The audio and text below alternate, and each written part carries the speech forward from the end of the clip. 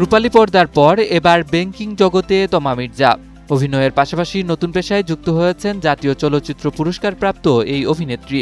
তবে ব্যাংকের চাকরি নিলেও অভিনয় থেকে দূরে সরে যাচ্ছেন না তিনি। প্রায় ৩ মাস ধরে একটি বেসরকারি ব্যাংকে assistant vice president brand and communications পদে দায়িত্ব পালন করেছেন তিনি।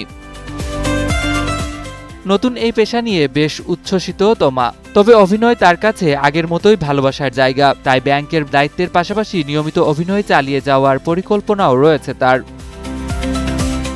তমা মির্জা জানিয়েছেন, ব্যাংক কর্তৃপক্ষ তার অভিনয়ের বিষয়টি আন্তরিকভাবে দেখছে, ফলে নতুন চাকরির কারণে অভিনয়ে কোনো বাধা তৈরি হবে না বলেও মনে করছেন তিনি। আফরান নিশোর বিপরীতে সুড়ঙ্গ ও দাগি সিনেমায় অভিনয় করে দর্শকের নজর কেড়েছেন তমা মির্জা। তবে সিনেমায় নিয়মিত কাজ করেন না এই অভিনেত্রী। নিজের পছন্দ ও সময়ের সঙ্গে মিলিয়ে বছরে ২-১টি সিনেমায় অভিনয় করেন তিনি। আর এবার অভিনয়ের বাইরে জীবনের অন্য একটি দিকও ঘুরে দেখার সুযোগ কাজে লাগাতে চান তমা। তার ভাষায়, খুব বেছে বেছে সিনেমা করার কারণে জীবনের বাকি সময় অন্য কিছুতে নিজেকে এক্সপ্লোর করার এই সুযোগটা তার কাছে দারুণ।